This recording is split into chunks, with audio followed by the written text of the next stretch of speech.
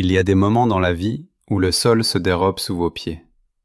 Des instants où le vernis des certitudes se craquelle, révélant la pourriture dessous. Des moments où ce que vous pensiez être un pilier inébranlable se révèle n'être qu'un château de cartes, fragile et prêt à s'effondrer au moindre souffle. J'ai connu un tel moment. J'ai connu cette sensation glaciale, cette brûlure qui consume l'âme et laisse derrière elle un vide abyssal. Est-ce que tu connais ça, toi ? Cette impression que tout ce que tu as bâti, tout ce en quoi tu as cru, n'était qu'une vaste illusion ? Moi, Jean-Luc, un homme ordinaire, ai vu mon monde s'écrouler, non pas sous le poids d'une catastrophe naturelle ou d'une maladie foudroyante, mais sous le poids le plus lourd de tous, celui de la trahison. Une trahison qui n'est pas arrivée d'un coup, non. Elle a rampé, insidieuse, se faufilant entre les mailles d'un quotidien qui me paraissait si normal. Je me souviens de mes 48 ans, de cette époque où je me sentais à l'apogée d'une vie que je jugeais, sans fausse modestie, réussie. J'habitais en banlieue parisienne, dans une de ces maisons en pierre meulière, avec un jardin bien entretenu où les rosiers grimpants et les hortensias explosaient de couleurs chaque été. Ce n'était pas un manoir, mais c'était notre maison, celle que Sophie et moi avions choisie, rénovée, habitée avec nos souvenirs. Je suis né en province, fils d'un artisan boulanger et d'une institutrice, élevé avec le sens du travail acharné et la valeur des choses simples. Paris, je l'avais conquis à la force du poignet, une carrière débutée modestement dans la logistique avant de me hisser, pas à pas, jusqu'à des responsabilités inattendues. Mon chemin, je l'avais toujours parcouru avec une discrétion presque maladive. Je n'aimais pas les feux de la rampe, ni les étalages ostentatoires.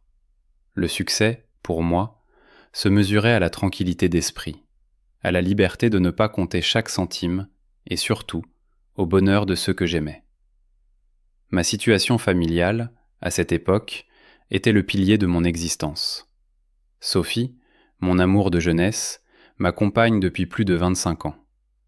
Nous nous étions rencontrés sur les bancs de la fac, elle, une étudiante en histoire de l'art, moi, déjà les yeux rivés sur le monde des affaires, mais irrésistiblement attiré par sa vivacité d'esprit, son rire cristallin et cette chevelure rousse flamboyante qui était comme une flamme dans le gris de l'amphithéâtre. Elle était mon ancre, mon port, celle avec qui j'avais construit ma vie, pierre après pierre. Nos 2 enfants avaient quitté le nid familial, l'un en études à Londres, l'autre déjà indépendant à Lyon. Leur départ avait laissé un vide, bien sûr, un silence étrange dans les couloirs. Mais Sophie et moi, nous pensions que c'était le début d'un nouveau chapitre, une seconde lune de miel peut-être, où nous pourrions nous retrouver, rien que tous les 2, comme au premier jour. Nous avions des dîners réguliers avec des amis de longue date, des week-ends à la campagne, quelques voyages par an. Notre routine quotidienne était douce, prévisible, réconfortante. Je me levais tôt pour mes appels matinaux avec Lasie. Elle prenait son café en lisant le journal. Puis elle s'occupait de ses associations caritatives ou de ses cours de peinture. Les soirées étaient souvent rythmées par un bon livre, un film, ou des discussions tranquilles sur la journée passée. N'est-ce pas là le tableau d'une vie apaisée, d'un bonheur simple et mérité ? Qu'aurais-tu fait, à ma place, si tout te semblait si juste ? Pourtant, sous cette surface lisse, cette tranquillité apparente, des fissures, fines comme des cheveux, commençaient à se dessiner. Et je les ai ignorés. Aveuglés, oui, c'est le mot. Aveuglés par l'habitude, par la confiance, par l'amour. Je n'ai pas vu, ou plutôt, je n'ai pas voulu voir. Sophie, mon adorable Sophie, avait cette part d'elle-même qui avait toujours été attirée par le scintillant, par les paillettes. Je le savais depuis toujours. Quand nous étions jeunes, elle rêvait de galeries d'art, de vernissage, de mondanité. Moi, je rêvais de projets concrets, d'entreprises qui tournent. Ces différences, je les avais toujours vues comme complémentaires. Son regard esthète équilibrait mon pragmatisme. Mais avec le temps, et avec notre aisance financière grandissante, une aisance que je m'étais évertué à maintenir discrète, presque secrète, pour éviter les faux-semblants et les opportunistes, cette fascination pour les apparences s'était muée en un désir plus profond, plus insatiable, de statut social. Je me souviens d'une conversation, il y a quelques années déjà, qui aurait dû m'alerter. Nous étions à un dîner chez des amis, des gens charmants mais un peu trop portés sur le « qui fait quoi » et le « qui a quoi ». Sophie écoutait, les yeux brillants, les récits des voyages exotiques, des rénovations de villas, des nouvelles voitures de sport. Et puis, sur le chemin du retour, dans le silence feutré de notre voiture, elle avait soupiré, un soupir lourd, presque imperceptible. « C'est vrai que la vie de Caroline et Marc est enviable, non ?» m'avait-elle dit. Toujours en première classe, toujours dans des hôtels 5 étoiles. J'avais haussé les épaules, un sourire aux lèvres. On n'a rien à leur envier, chérie. On a tout ce qu'il nous faut, et on voyage très bien aussi. Mais j'avais senti une pointe, une sorte de déception dans sa voix. Elle avait ajouté, plus tard, comme pour elle-même. C'est juste, parfois, j'aimerais qu'on ne se cache pas autant. Se cacher ? Je n'avais jamais eu le sentiment de me cacher. Je vivais, simplement. Qu'est-ce que cela signifiait de ne pas se cacher pour elle ? Je n'avais pas insisté, croyant que c'était une passade, un moment d'envie fugace. Connais-tu ce sentiment où tu rationalises les petits signaux, où tu les ranges dans la catégorie caprice sans importance, juste pour préserver ta paix intérieure ? Moi, je les y ai tous rangés. Notre réussite, elle était là, palpable, mais invisible aux yeux du monde extérieur. J'étais l'actionnaire majoritaire, et même le propriétaire de fait, d'une compagnie aérienne de taille moyenne, discrète mais florissante. Une entreprise que j'avais patiemment construite, en rachetant des parts, en restructurant, en injectant ma vision. C'était mon bébé, ma fierté. Mais je n'en faisais pas étalage. Je vivais comme un cadre supérieur aisé, certes, mais pas comme un capitaine d'industrie. J'aimais cette simplicité, cette liberté de mouvement qu'elle m'offrait. Sophie connaissait l'étendue de mes biens, bien sûr, mais elle avait toujours accepté cette discrétion, ou du moins, je le croyais. Or, les petites phrases se multipliaient. « Ah, j'ai vu que les Dupont partaient en jet privé pour les Caraïbes. » Ou « Il paraît que Madame Garnier a refait sa garde-robe chez Dior. On devrait y aller ensemble un de ces jours. » Des insinuations, des comparaisons, de petites piques emballées dans un sourire affectueux. La réalité sociale dans laquelle nous évoluions, même si nous tentions d'en maîtriser l'influence, était un terreau fertile pour ces envies. Nos amis, pour la plupart, étaient des professionnels accomplis, des médecins, des avocats, des entrepreneurs, tous avec un niveau de vie confortable. Mais il y avait toujours un cran au-dessus, une classe sociale où l'argent n'était plus un sujet, où le luxe n'était pas une récompense, mais une norme. C'est vers ce monde-là que Sophie semblait de plus en plus aspirer. J'y voyais une pression systémique, l'influence des magazines, des réseaux sociaux, de cette course effrénée à l'image, au paraître. J'essayais de l'en protéger, de lui montrer que le vrai bonheur ne résidait pas là, mais elle souriait d'un air lointain, comme si mes paroles n'étaient que de doux murmures qu'elle écoutait poliment avant de retourner à ses pensées. Ce vol particulier, celui qui allait tout changer, devait être une parenthèse romantique, un retour aux sources. Nous devions nous rendre à Nice pour un week-end en amoureux, comme nous le faisions quand nous étions jeunes. L'idée de prendre un vol en classe économique était venue de moi, une envie soudaine, une nostalgie. Et si, pour une fois, on faisait comme au début, lui avais-je proposé un soir, en préparant le dîner. Un vol en écho, un petit hôtel de charme, se balader main dans la main sans penser à rien d'autre. Juste nous deux. J'avais vu son visage se crisper un instant, une ombre passer dans ses yeux, avant qu'elle ne force un sourire. « Oh, pourquoi pas, mon amour, si ça te fait plaisir ?» Le « si ça te fait plaisir » résonnait étrangement, comme une concession, non pas un enthousiasme partagé. C'est là peut-être que les fissures, invisibles à l'œil nu, commençaient à s'élargir. Pour moi, C'était une manière de me reconnecter à l'essentiel, de me rappeler d'où je venais, de me prouver que je n'avais pas changé, que je pouvais encore apprécier la simplicité. Et surtout, je voulais partager cela avec Sophie. Je voulais retrouver la fille insouciante que j'avais aimée, celle qui riait d'un rien et qui ne se souciait pas de la couleur de la moquette de l'avion. Je voulais qu'elle se souvienne que notre amour avait germé dans un terreau modeste, fait de projets et de rêves, pas de compte en banque mirobolant. C'était une sorte de test inconscient, je crois. Un test que je lui faisais passer sans même le savoir. Un test de notre authenticité, de la force de nos racines. J'espérais secrètement que cette immersion dans l'ordinaire, dans la masse anonyme des voyageurs, nous rappellerait nos vraies valeurs, loin du clinquant et des faux-semblants. Je m'imaginais déjà nos rires en se serrant un peu sur nos sièges étroits, nos mains qui se frôlent en mangeant le plateau repas, la complicité des confidences à voix basse dans le ronronnement des moteurs. Mais elle, je le comprends aujourd'hui, elle n'y voyait pas un retour aux sources, elle y voyait une régression, une punition peut-être, une insulte à la vie que nous avions construite, à la position que, selon elle, nous aurions dû afficher. Elle y voyait l'impossibilité de répondre à son désir croissant de statut social. Mon incognito, ma discrétion, devenaient des chaînes pour elle, des chaînes qui l'empêchaient de briller, de montrer au monde que nous n'étions plus les jeunes amoureux sans le sou. J'étais, sans le savoir, en train de la priver de quelque chose d'essentiel à ses yeux, de la maintenir dans une ombre qu'elle ne supportait plus. Je n'avais aucune idée des tempêtes qui s'annonçaient. Le ciel, pour moi, était d'un bleu immaculé. J'étais aveuglé par mon amour, par la certitude que notre lien était indéfectible. Je faisais confiance, une confiance absolue, aveugle. Comment aurais-je pu imaginer qu'un simple vol, choisi pour sa modestie, deviendrait le théâtre d'un drame personnel aussi retentissant, que les signaux, si ténus, si faciles à ignorer, étaient en fait les prémices d'un tremblement de terre. Je me revois encore la veille du départ, le cœur léger, ma valise à la main, Sophie à mes côtés. Je lui avais pris la main, nos doigts s'étaient entrelacés.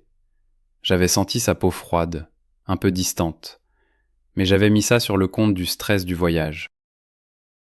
Tu sais, cette petite voix-là, au fond de toi, celle qui murmure que quelque chose ne tourne pas rond, mais que tu étouffes de toutes tes forces pour ne pas troubler la quiétude de ton monde? J'ai étouffé la mienne, à coup de tout va bien.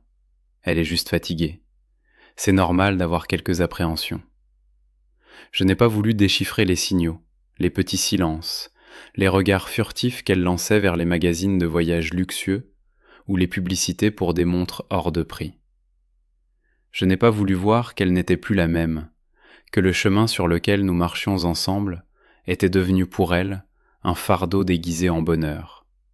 Et bientôt, ce fardeau allait être trop lourd, bien trop lourd. L'air confiné de la cabine économique me semblait soudain pesant, une couverture étouffante qui n'avait pourtant pas altéré mon calme habituel. Je m'étais enfoncé dans le siège 34B, un coin du hublot que j'avais toujours affectionné pour observer le monde se faire petit, pour méditer sur l'immensité du ciel et la fragilité de nos existences terrestres.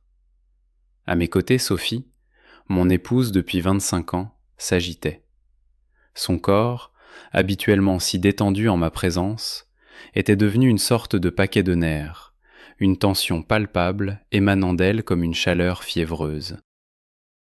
Je la sentais remuer, soupirer à intervalles réguliers, ses doigts tapotant le bras de son siège, puis glissant sur la tablette devant elle, comme si elle cherchait une échappatoire à notre modeste condition du moment. Le tissu rêche du siège, l'espace exigu pour les jambes, le ronronnement incessant des moteurs et cette légère odeur de kérosène mêlée à celle du café brûlé et des parfums bon marché des passagers. Tout cela, pour moi, faisait partie de l'expérience, de la saveur d'un voyage. Une sorte de retour aux sources, un rappel humble de la vie simple que nous avions si longtemps partagée avant que le succès ne frappe à ma porte, discrètement, mais sûrement. C'était mon idée, cette escapade en classe économique. Une façon de nous retrouver loin des artifices, des attentes sociales. J'avais espéré que Sophie verrait la poésie dans cette simplicité, le charme de l'anonymat, le plaisir de voyager comme n'importe qui, sans le poids de nos responsabilités ou le regard de la société. Mais ces mouvements, ces regards furtifs vers l'avant de l'appareil, me disaient le contraire. Elle semblait chercher quelque chose au-delà de notre rangée, au-delà de la fine cloison qui séparait notre réalité de celle, plus feutrée, des classes supérieures.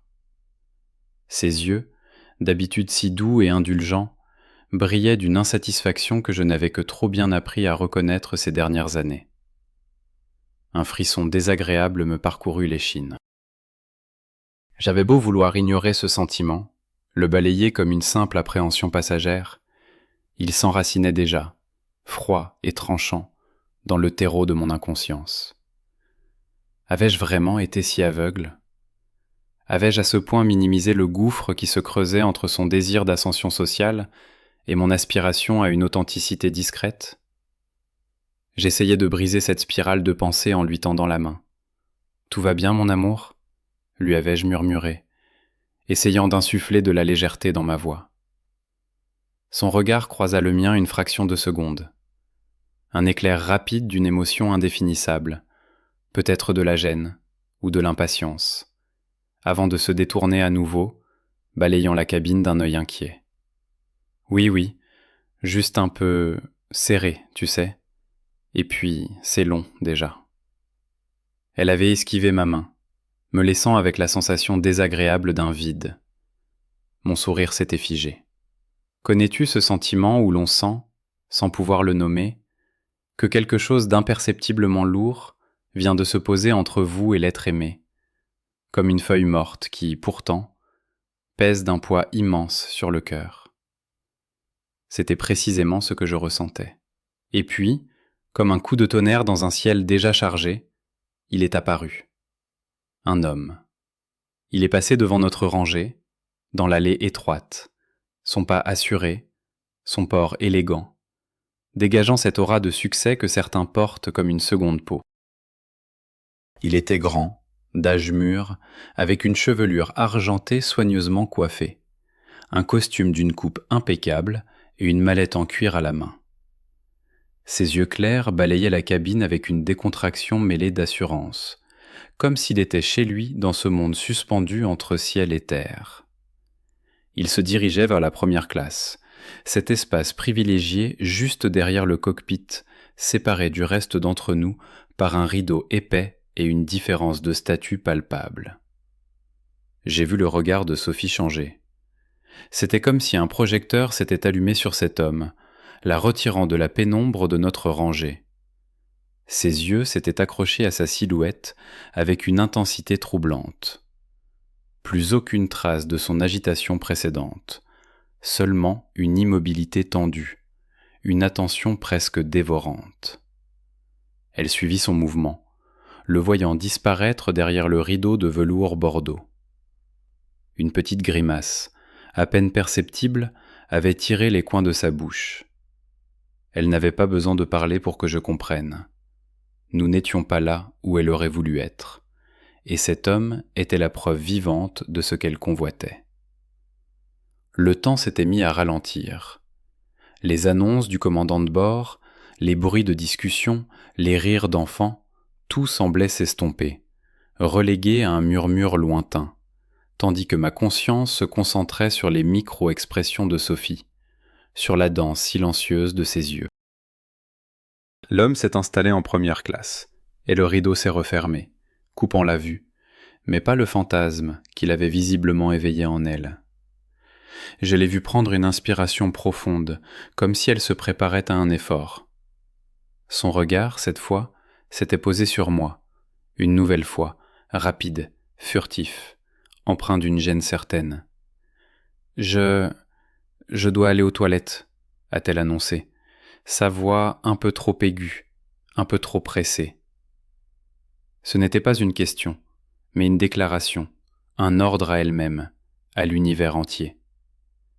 Ses mains avaient commencé à frotter ses cuisses, un signe d'anxiété que je connaissais bien. J'ai hoché la tête, sans me douter un instant de la véritable portée de son action. Bien sûr, vas-y. Je lui ai offert un sourire encourageant, tentant encore de dissiper cette atmosphère de malaise qui s'épaississait entre nous. Elle s'est levée avec une certaine précipitation, se faufilant entre le siège et la personne à côté d'elle. Au lieu de se diriger vers les toilettes situées à l'arrière de la cabine économique, elle a tourné son corps, de manière à marcher vers l'avant de l'avion, vers cette zone interdite. Mon cœur a fait un bond. Une alarme sourde a commencé à résonner dans ma poitrine, un pressentiment glacé qui n'avait rien d'ordinaire. Pourquoi vers l'avant ? Les toilettes de la première classe sont réservées aux passagers de cette section. Tout le monde le sait.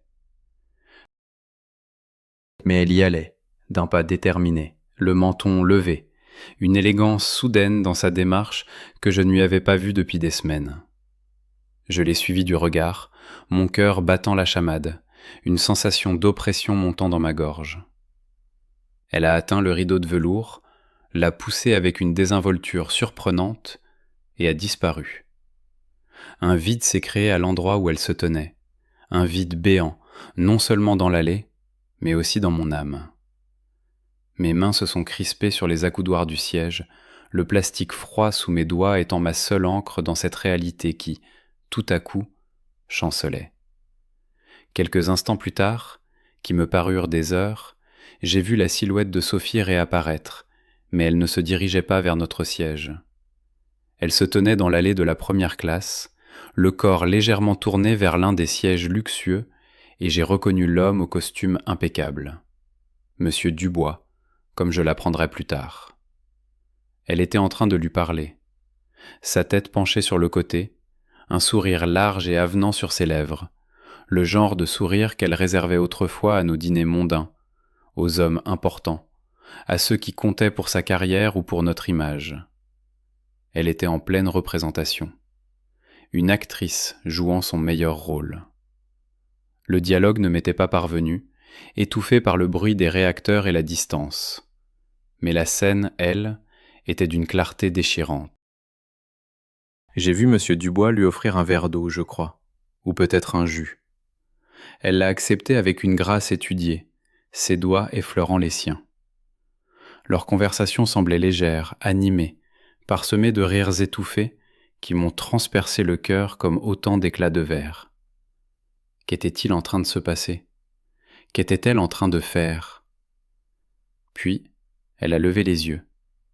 Ses yeux, mes yeux, se sont rencontrés à travers la distance, à travers la mer de têtes d'inconnus, à travers ce rideau imaginaire qu'elle venait de franchir. C'était un regard furtif, mais il contenait un monde d'informations. Un regard de reconnaissance, oui, mais immédiatement suivi par une esquive, une fuite. C'était un regard qui me niait, qui me reniait. Un regard qui disait « Je ne te connais pas, je ne suis pas avec toi. Cet homme est celui avec qui je devrais être. » Une lame de glace a traversé ma poitrine, gelant le sang dans mes veines. Mon cœur s'est serré d'une douleur inouïe, un étau invisible mais implacable. La respiration m'a manqué. J'ai senti mes poumons se contracter, incapables de trouver l'air nécessaire. La scène devant moi n'était plus un simple flirt. C'était une dénonciation silencieuse, une trahison silencieuse, rendue encore plus cruelle par l'intimité de nos 25 années de vie commune. J'étais là, assis au siège 34B, le mari qu'elle venait de transformer en un étranger, en un fardeau qu'elle cherchait désespérément à fuir. Elle me faisait disparaître, me gommait de son existence devant cet homme, cet inconnu, qui représentait tout ce qu'elle ambitionnait. Mes mains sont devenues moites, et un tremblement subtil a parcouru mes doigts. Mes yeux ne pouvaient se détacher d'elle. Elle riait maintenant, d'un rire cristallin, se penchant un peu plus vers M. Dubois, effleurant son bras dans un geste qui se voulait spontané, mais qui était, je le savais, parfaitement calculé. Les mots « trahison » et « humiliation » résonnaient dans ma tête, s'entrechoquant avec le vrombissement des moteurs, formant une cacophonie assourdissante qui menaçait de me faire éclater la tête. Qu'aurais-tu fait, à ma place? Serais-tu resté là, impuissant, à regarder la femme que tu aimes effacer ton existence, te transformer en un fantôme sans visage? J'avais l'impression d'être enfermé dans un rêve éveillé, un cauchemar dont je ne pouvais pas me réveiller. Chaque seconde était une torture, chaque geste de Sophie une piqûre de plus, empoisonnant mon âme. Le spectacle a duré ce qui m'a semblé être une éternité. Quelques minutes seulement, dans le temps réel, mais un gouffre infini pour moi. Finalement, elle s'est redressée, un dernier sourire à l'homme, une promesse tacite dans ses yeux. J'ai vu M. Dubois hocher la tête, satisfait, comme un prédateur qui vient de repérer sa proie. Et Sophie a entamé le chemin du retour, mais pas vers moi. Elle s'est dirigée vers les toilettes de la classe économique, celle-là même qu'elle aurait dû emprunter dès le début. Un détour délibéré, une tentative de me faire croire que tout n'avait été qu'une coïncidence, une simple halte naturelle. Quand elle est revenue s'asseoir à mes côtés, son visage était étrangement impassible, son sourire un peu forcé. Elle avait même mis un peu de rouge à lèvres frais. « Longue file d'attente » a-t-elle simplement murmuré, évitant mon regard. Le mensonge était là, palpable, épais, mais elle le portait comme une cape, espérant qu'il masquerait la blessure béante qu'elle venait de creuser en moi. Le silence qui a suivi était plus lourd que n'importe quelle dispute. Il était empli de non-dits, de vérités amères, de la poussière d'un amour qui commençait à se désagréger sous mes yeux.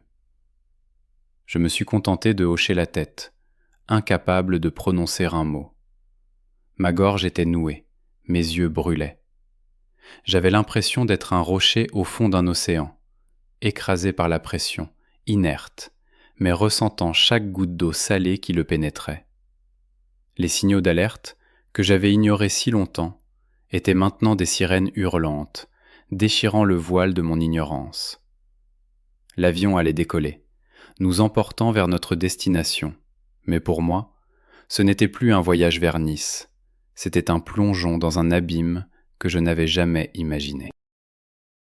J'avais beau essayer de rationaliser, de me dire que ce n'était qu'un malentendu, un jeu de Sophie, une fantaisie passagère due à la pression de la routine ou à une aspiration inconsciente à un certain luxe, la vérité, cette vérité crue et brûlante, m'avait frappé de plein fouet, juste là, au milieu de ma poitrine. Mon cœur ne saignait pas, non, il était comme pétrifié, glacé par une réalité que je n'avais jamais osé envisager. Sophie était revenue, son visage aussi impassible que possible, la lèvre supérieure à peine retroussée par un sourire forcé, une ruse de plus pour masquer ce qui venait de se passer. Il y avait une longue file d'attente, avait-elle murmuré. Une phrase anodine, mais qui résonnait dans mes oreilles comme un couteau tordu dans une plaie fraîche. La longue file d'attente, bien sûr. Celle qui l'avait menée directement à un autre homme, dans une autre cabine, une autre vie. Le silence qui s'était installé entre nous était plus assourdissant que n'importe quel cri. C'était le silence de 25 ans de vie commune qui se brisait en 1000 éclats. Le son des promesses qui s'éteignaient. Je n'avais pas répondu. Qu'aurais-je pu dire? Que j'avais tout vu? Que ces yeux qui s'étaient posés sur moi, chargés de ce dédain glacial, avaient déchiré le voile de l'illusion? Je me suis contenté de fixer le dossier du siège devant moi, de ces petits gestes mécaniques que l'on fait quand le monde autour de soi s'effondre. J'entendais le bourdonnement du réacteur qui montait en puissance, les voix étouffées des passagers qui rangeaient leurs affaires, les hôtesses de l'air qui faisaient les dernières vérifications de sécurité, leur sourire professionnel, masquant les histoires de 1000 vies qu'elles croisaient chaque jour. Chaque bruit, chaque mouvement semblait amplifier le gouffre qui s'ouvrait sous mes pieds. C'était un calme avant la tempête, un moment de suspension où le destin, tel un funambule, hésitait encore avant de faire le pas fatal. Le signal sonore caractéristique retentit alors. Ce petit Ding-dong, familier, qui annonce généralement une communication du poste de pilotage. Sophie sursauta légèrement. Je sentis son regard furtif sur moi, puis elle le détourna vers l'avant de la cabine, comme si elle espérait y trouver une échappatoire ou une confirmation de son acte. La voix du commandant de bord emplit les haut-parleurs, une voix posée, professionnelle, qui au début ne promettait rien d'extraordinaire. « Mesdames et messieurs, ici votre commandant de bord. Je vous souhaite la bienvenue à bord de ce vol à destination de Nice. » Les mots rituels, rassurants. Mais une petite voix en moi me disait que quelque chose était différent, que cette fois, l'introduction était trop lente, trop pesante. « Avant notre décollage imminent, reprit-il, et là, j'ai senti un frisson parcourir ma nuque. J'ai un message un peu particulier et d'une importance capitale à partager avec vous tous. Le ton avait changé. Il y avait une inflexion que je connaissais bien, celle d'une annonce qui allait marquer les esprits, qui sortait de l'ordinaire. Un silence quasi religieux s'installa dans la cabine. Les conversations s'éteignirent, les têtes se tournèrent vers les haut-parleurs. Qu'est-ce que cela pouvait être ? Un problème technique ? Une urgence médicale ?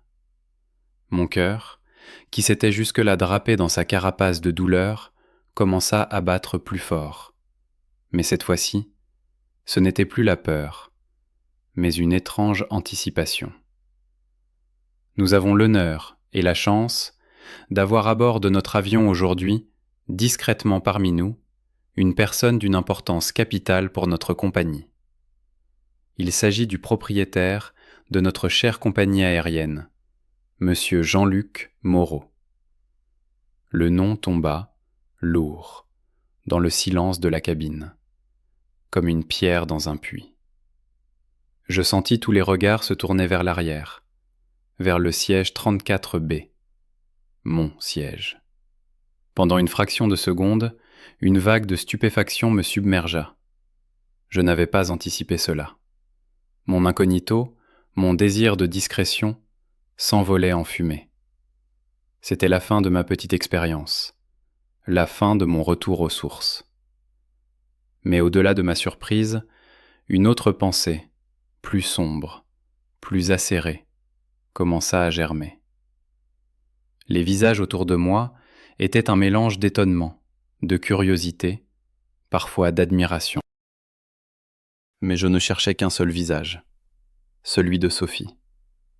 Je la vis blêmir. Ses yeux, d'abord incrédules, se posèrent sur moi, puis s'écarquillèrent de panique. Elle semblait avoir vu un fantôme, non, pire. Elle semblait avoir été prise la main dans le sac, surprise en plein vol de son propre mensonge. Sa bouche s'ouvrit légèrement, mais aucun son n'en sortit. C'était une image d'horreur pure, une toile peinte avec les couleurs de la détresse. Connais-tu ce sentiment où l'on voit le masque tomber, la façade s'effondrer, et la personne que l'on croyait connaître se révéler être un étranger ? C'était exactement cela. Puis la voix du commandant reprit, avec une nouvelle gravité, une pointe d'indignation à peine voilée. Cependant, mesdames et messieurs, je dois malheureusement vous informer que ce voyage, qui devait être un moment de détente et de professionnalisme, a été entaché par un manque de respect flagrant, une insulte même, envers Monsieur Moreau, le propriétaire de notre compagnie. Le murmure se propagea dans la cabine, plus fort cette fois, comme le bruissement des feuilles avant l'orage. Qu'est-ce qui se passait ? Qui avait osé ? Les regards se croisaient, se cherchaient, s'interrogeaient. L'ambiance était devenue palpable, lourde d'une tension électrique.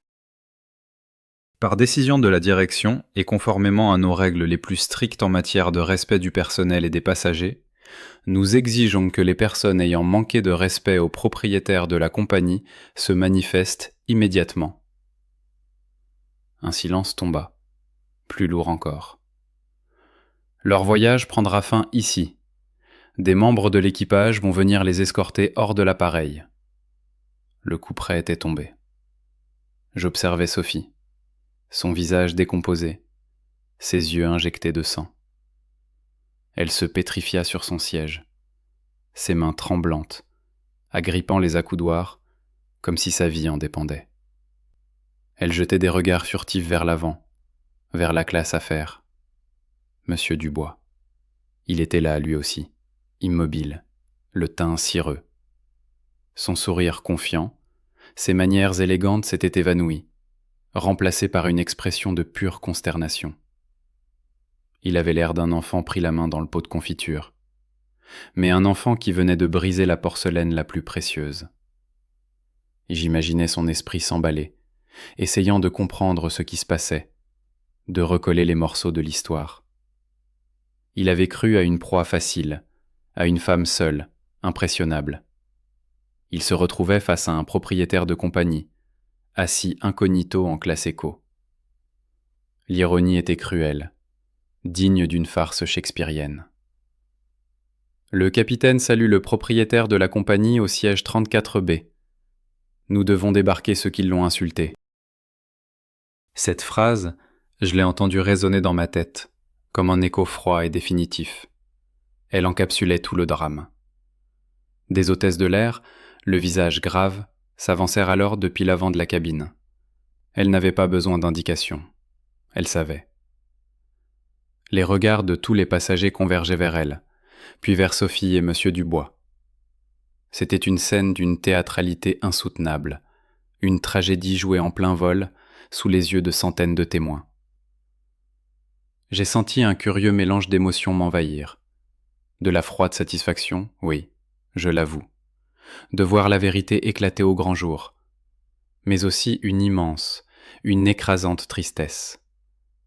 25 ans de ma vie venaient de se transformer en fumée, volatilisés par une ambition superficielle et une trahison ignoble. L'une des hôtesses, le visage empreint d'une dignité calme, s'arrêta devant notre rangée. Elle regarda Sophie, puis moi, d'un air qui en disait long. Elle s'adressa à ma femme d'une voix douce mais ferme. « Madame, il semble que la direction vous demande de bien vouloir nous suivre. » Sophie ne bougea pas. Elle était comme figée, une statue de cire en plein soleil. Ses yeux me suppliaient, un mélange de honte, de peur et d'une tentative désespérée de racheter l'irréparable. Mais il était trop tard. Les ponts étaient coupés, les dés jetés. Qu'aurais-tu fait à ma place? Aurais-tu cédé à cette imploration muette, à ce dernier appel à la pitié? Je ne pouvais pas. Non pas par vengeance, mais parce que quelque chose en moi s'était irrémédiablement brisé. La confiance, ce fil invisible mais si robuste qui tisse les liens humains, était déchiré à jamais. Une autre hôtesse s'approcha de Monsieur Dubois, qui lui aussi semblait avoir perdu toute sa contenance. Il bredouillait des excuses confuses, tentant de minimiser son implication, de se disculper. Je ne savais pas, je pensais... Le monde entier l'entendait, et le monde entier le jugeait. Son visage devint cramoisi. Le passager riche, qui avait tant impressionné Sophie, n'était plus qu'un homme minable, pris au piège de sa propre arrogance et de son manque de discernement. Il se leva finalement, les épaules affaissées, sous les regards silencieux et accusateurs des autres passagers. Sophie, elle, se leva enfin, le mouvement lourd, comme si chaque parcelle de son corps pesait une tonne.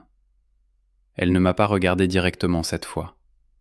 Son regard était rivé sur le sol, fuyant la réalité, fuyant mon regard, fuyant la honte qui la submergeait. Elle marchait derrière l'hôtesse, une silhouette fantomatique, l'incarnation même de l'humiliation. Chaque pas était une lame qui transperçait les souvenirs de notre vie commune, de nos rires, de nos projets, de nos promesses. C'était la fin. Pas la fin d'un chapitre, mais la fin d'un livre entier. Quand la porte de l'avion se referma sur eux, un profond soupir collectif traversa la cabine. Le silence revint, mais cette fois, il était différent. Il était chargé de soulagement pour certains, de choc pour d'autres, mais pour moi, il était empli d'un vide vertigineux. L'avion, quelques minutes plus tard, s'élança sur la piste, le bruit des réacteurs montant en puissance, un rugissement qui semblait chasser les fantômes de cette scène. Il décolla, s'éleva dans le ciel, emportant avec lui non seulement ses passagers, mais aussi les fragments de ma vie passée. Je suis resté là, au siège 34B, entouré de regards curieux et compatissants. L'hôtesse revint, discrètement, pour me proposer un siège en première classe, un verre, un moment de calme. J'ai refusé, poliment. Je voulais rester ici, dans cette classe économique, là où tout avait commencé, là où tout s'était effondré. C'était ma façon de marquer la fin, de ne pas fuir la réalité, aussi douloureuse soit-elle. Le reste du vol fut un flou, une parenthèse suspendue.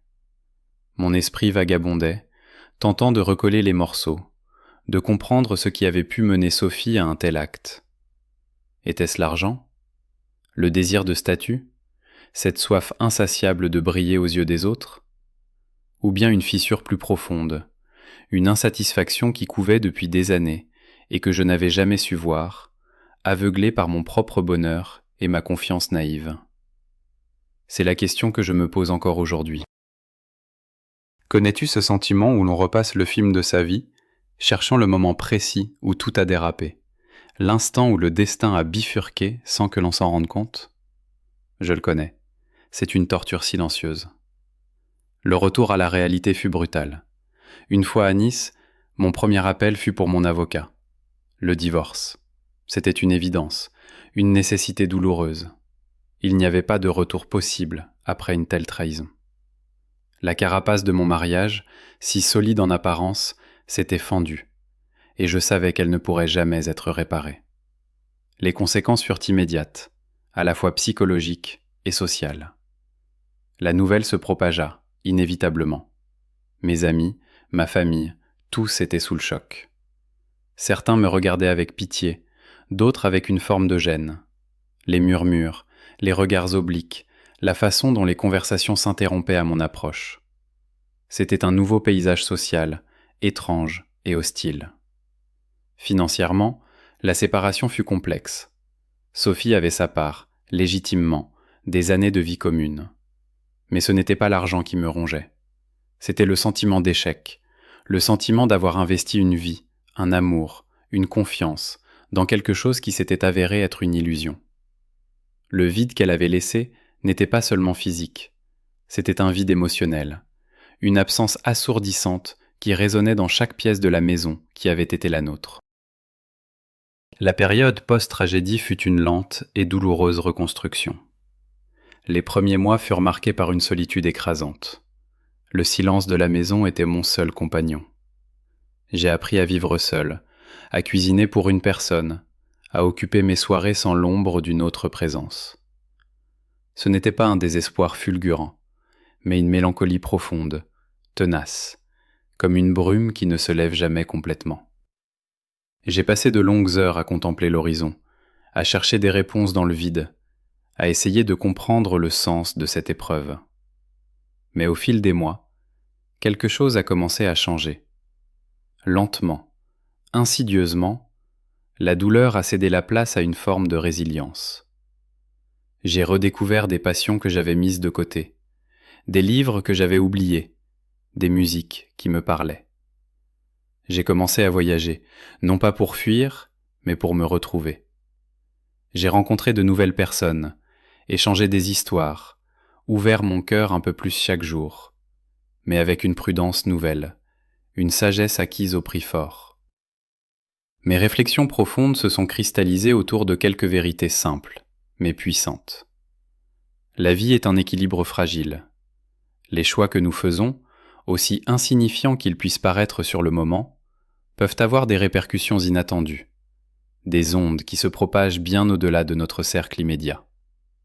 La confiance, c'est le socle de toute relation, le ciment qui lie les âmes. Quand elle est brisée, elle laisse des cicatrices indélébiles. Et les apparences, ah les apparences, elles sont des voiles trompeurs, des miroirs déformants qui nous éloignent de l'essence même de ce qui compte vraiment. L'argent, la position sociale, le regard des autres, tout cela n'est qu'éphémère, un vernis qui s'écaille à la moindre épreuve. La vraie richesse, c'est l'intégrité, la sincérité, la capacité à aimer sans condition. Je ne moralise pas, loin de moi cette idée. Je partage simplement mon histoire, mon chemin de croix, mes apprentissages. Je crois que chacun doit tirer ses propres conclusions, mais je ne peux m'empêcher de penser que ce qui m'est arrivé est une mise en garde. Une histoire comme la mienne, elle aurait pu arriver n'importe où, à n'importe qui. Il suffit d'un instant de faiblesse, d'une mauvaise décision, d'une illusion trop forte pour que tout bascule. Il suffit d'un regard échangé, d'un mensonge prononcé, d'un cœur qui dévie, pour que le destin prenne un tournant imprévu et irréversible. J'ai perdu un amour, mais j'ai gagné une sagesse. J'ai perdu une illusion, mais j'ai retrouvé mon intégrité. Le chemin est long, parsemé d'embûches et de souvenirs douloureux, mais il est aussi jalonné de nouvelles découvertes, de moments de paix, d'une compréhension plus profonde de moi-même et du monde. Si mon histoire vous a touché, si elle a résonné en vous d'une manière ou d'une autre, je vous invite à laisser un commentaire ci-dessous. Partagez vos propres réflexions, vos expériences, vos questions. Peut-être avez-vous vécu quelque chose de similaire, ou peut-être cette histoire vous a-t-elle simplement incité à la réflexion. Vos mots sont précieux. Et si ce récit vous a captivé, si vous souhaitez entendre d'autres histoires de vie, n'hésitez pas à vous abonner à ma chaîne. Ensemble, nous pouvons explorer la complexité de l'âme humaine, les défis de l'existence et la quête éternelle de sens. Merci de m'avoir écouté.